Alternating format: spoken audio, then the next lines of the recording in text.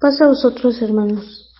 Vamos a tener el estudio de hoy en Colosenses, el llamado a la iglesia a la unidad y a la armonía. Tercera semana de Colosenses, las epístolas.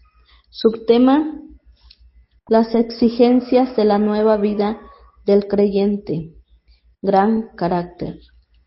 Las arrolladoras exigencias de la vida nueva. Texto bíblico, hermanos, Colosenses 3, del 5 al 11. Vamos a orar, hermanos. Les invito a que inclinemos nuestro rostro.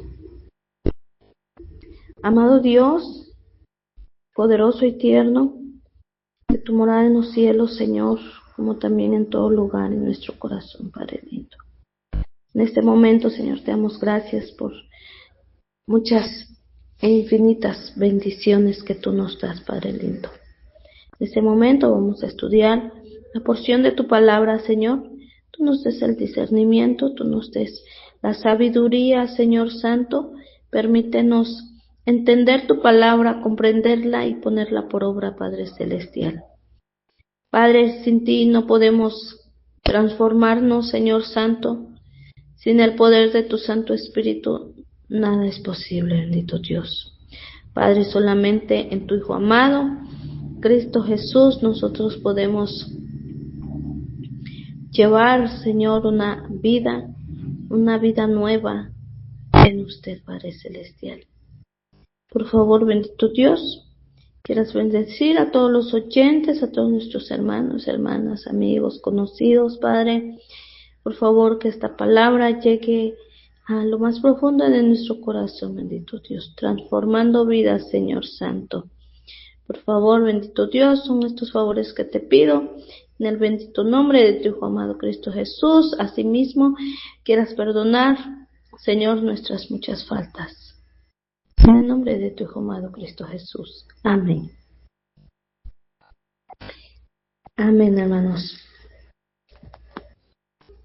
Colosenses 3, del 5 al 11 dice: así que saquen todo el mal de su vida, pecados sexuales, inmoralidades, malos pensamientos, malos deseos y codicia, que es una forma de adorar ídolos. Todo esto hace que Dios se enoje con los que son desobedientes. Eso era lo que hacían ustedes antes, cuando llevaban una vida mala. Pero ahora, quiten de su vida todo esto: el enojo, la ira, la maldad, los insultos y las malas palabras. No se mientan unos a otros, porque ya se despojaron del antiguo ser humano que eran y del mal que hacían. Ustedes se han revestido de una nueva forma de ser.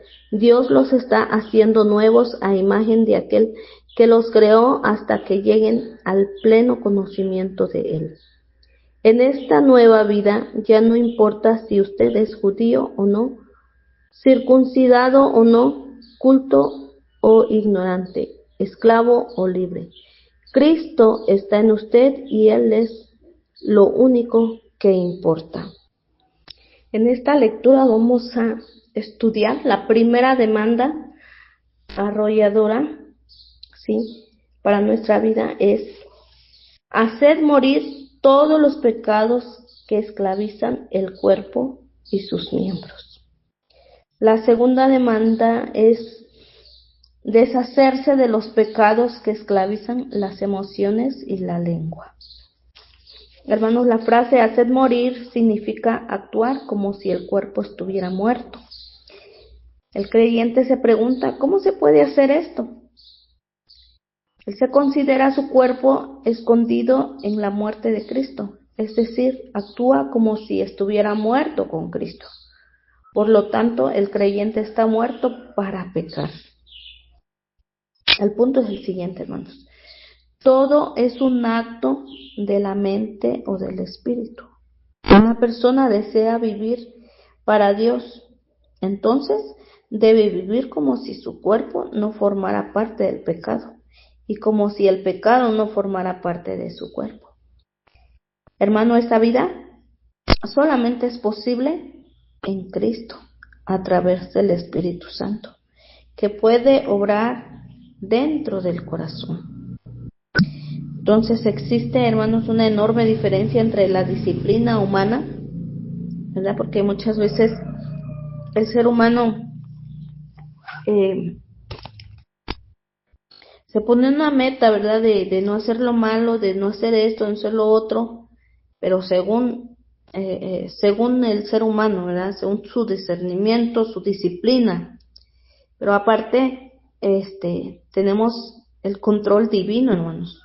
Entonces la diferencia aquí entre la disciplina y el control divino es Jesucristo. Cuando nosotros nos ponemos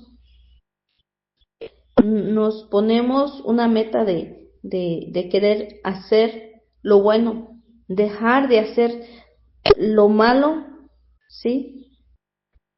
Entonces es a partir de pensar en Jesucristo, ¿verdad?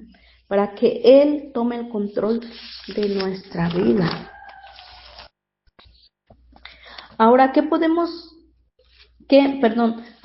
pecados deben hacerse morir?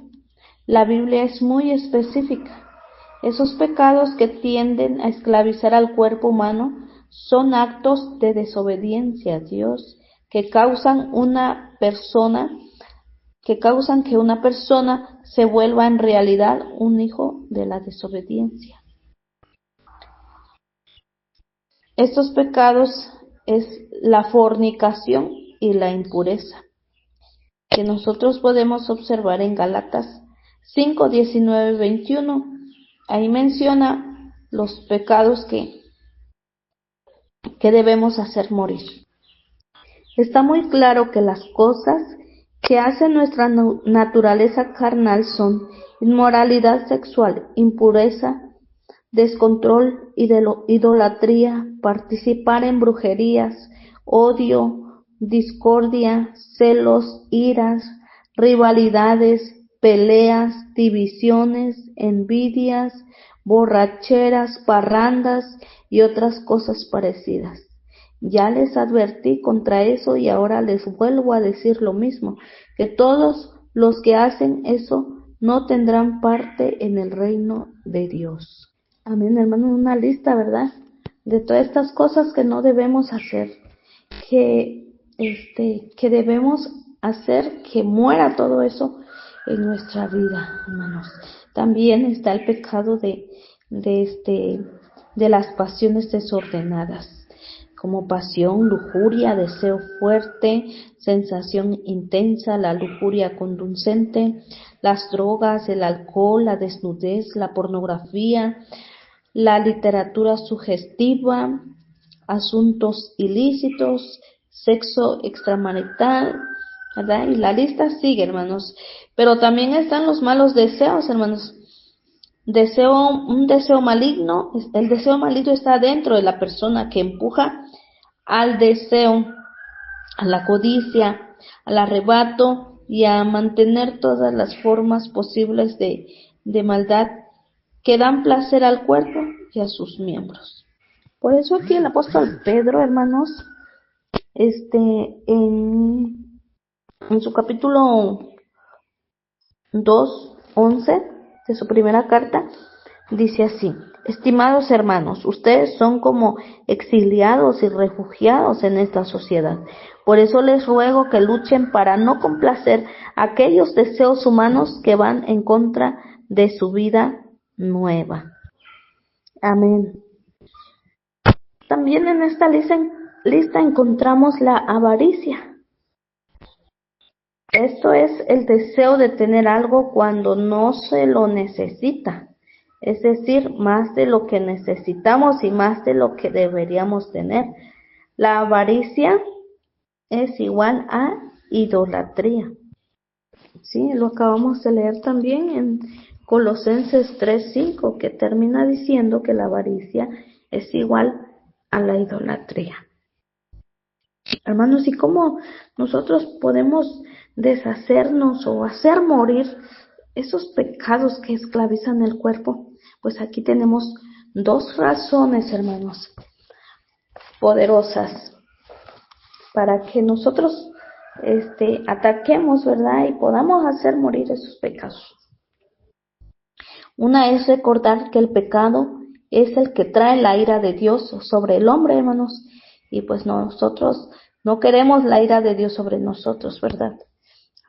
Recordando que dice Romanos 1:18, Dios muestra que está indignado con los que se rebelan contra Él y cometen injusticias contra los demás.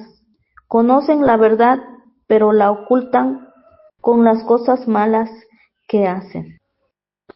La segunda razón es recordar que esos pecados ya mencionados, hermanos, eran comunes en nuestra vida anterior, pero ahora estamos escondidos en Cristo. Él nos ha salvado de los pecados que traen la ira de Dios sobre nosotros, amén. Pero mis amados hermanos, mirar atrás y comenzar a caminar en esos pecados sería negar a Cristo. Entonces, cuando nosotros actuamos de esa manera, hermanos, provocamos más dolor al corazón de Cristo, de nuestro Dios, ¿verdad? Al abusar de la muerte de su amado Hijo. También, si retrocedemos, hermanos, y empezamos a hacer esas cosas, lo único que estamos atrayendo es la ira de Dios sobre nosotros. Primera de Pedro 4:3-5 dice: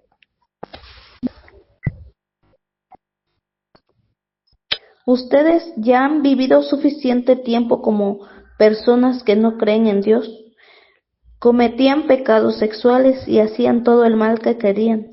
Se emborrachaban, andaban en orgías, en parrandas y adorando ídolos abominables. Por eso a los que no creen ahora les parece extraño que ustedes ya no se unan a ellos en su vida perdida y desenfrenada. Y por eso hablan mal de ustedes. Pero ellos tendrán que rendir cuentas ante Dios por lo que han hecho. Él vendrá pronto a juzgar a todos, tanto los que están vivos como los que ya hayan muerto. O sea que nadie, tanto vivos y muertos, hermanos, si nosotros estamos en esa vida desenfrenada, hermanos, dice que tanto el que murió con ese pecado y tanto como el que vive en ese pecado no queda libre de la ira de nuestro Dios, hermanos. Ahora vemos la segunda exigencia arrolladora, el cual es deshacerse de los pecados que esclavizan las emociones y la lengua. Versos 8-11 de Colosenses 3, hermanos, dice: pecados de los que se debe uno despojar, pecados que tienen que ver con emociones profundamente asentados o con reacciones de la lengua y sentimientos contra otra persona. En primer lugar está el pecado de la ira, hermanos. Y para respaldar que el pecado de la ira es uno de los pecados que esclavizan las emociones y la lengua, usted puede en casita, ¿verdad?, estudiar Efesios 4:26-27. También está el pecado del enojo, que tenemos aquí la lectura Gálatas 5:19-21. Está el pecado de la malicia, sentimientos profundamente arraigados contra una persona, el odio que permanece a través del tiempo, amargura intensa y duradera contra una persona. Primera de Corintios 5:8. Dice: así que celebremos la fiesta, no con la vieja levadura, ni con la levadura de malicia y de maldad, sino con panes sin levadura, de sinceridad y de verdad. También está el pecado de la blasfemia, que es el discurso que insulta, que hiere, que injuria, que lastima y que muestra insatisfacción. Es cercar a alguien, ¿sí?, contra estas actitudes, ¿verdad?, que encierra la palabra, el pecado, blasfemia. Santiago 2, 6, 7 dice: pero vosotros habéis afrentado al pobre, ¿no os oprimen los ricos y no son ellos los mismos que os arrastran a los tribunales? ¿No blasfeman ellos el buen nombre que fue invocado sobre nosotros? Entonces, hermanos, aquí la palabra de nuestro Dios nos dice que también debemos deshacernos, ¿verdad?, de este pecado de la blasfemia. También tenemos el pecado de las palabras deshonestas, hermanos. El pecado de la mentira. Amén. Y ahora, ¿cómo nosotros podemos despojarnos de esos pecados de las emociones? Pues aquí también tenemos 3 razones fuertes, hermanos, para que podamos nosotros despojarnos de todo eso.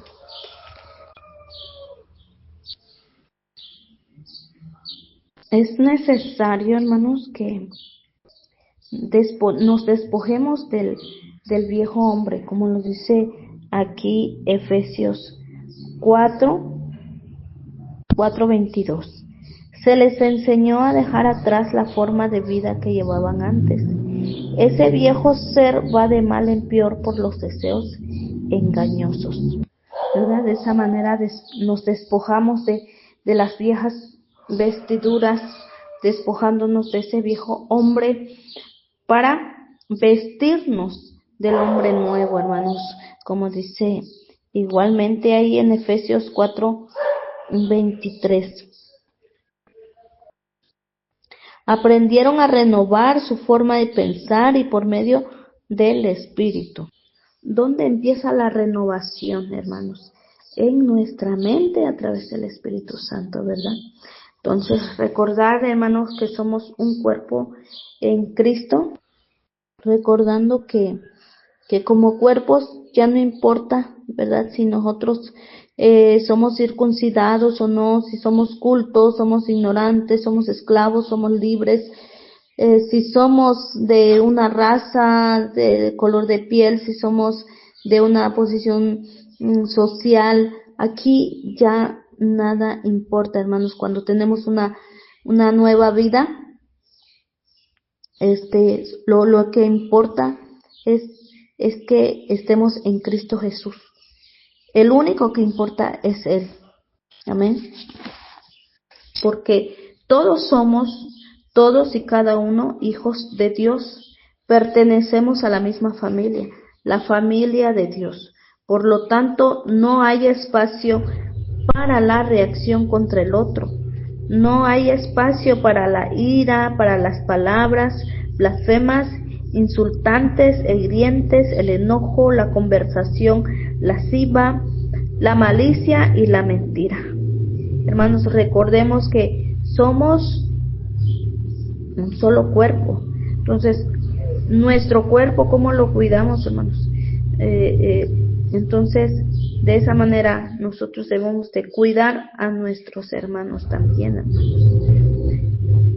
Entonces, aquí el apóstol Pablo nos hace un llamado, hermanos, de que así pasa con nosotros. Somos muchos, pero todos formamos un solo cuerpo en nuestra relación con Cristo. Como parte de ese cuerpo, cada uno pertenece a los demás. ¿Y con qué fin nos hace este llamado? Con el fin de que hasta que todos lleguemos a la unidad de la fe y del conocimiento del Hijo de Dios, a un varón perfecto a la medida de la estatura de la plenitud de Cristo, hermanos. Así como dice este texto, ¿verdad?, que acabo de mencionar, este trabajo debe continuar hasta que estemos todos unidos en lo que creemos y conocemos acerca del Hijo de Dios. Nuestra meta es convertirnos en gente madura, vernos tal como Cristo y tener toda su perfección. Amén, hermanos. Así que por eso el apóstol Pablo en este libro de Colosenses, en este estudio de este libro de Colosenses, nos hace un llamado a la unidad, hermanos. Con ustedes, hermanos, su hermana en Cristo, Sandra Lara, desde Chiapas, México. Paz a vosotros.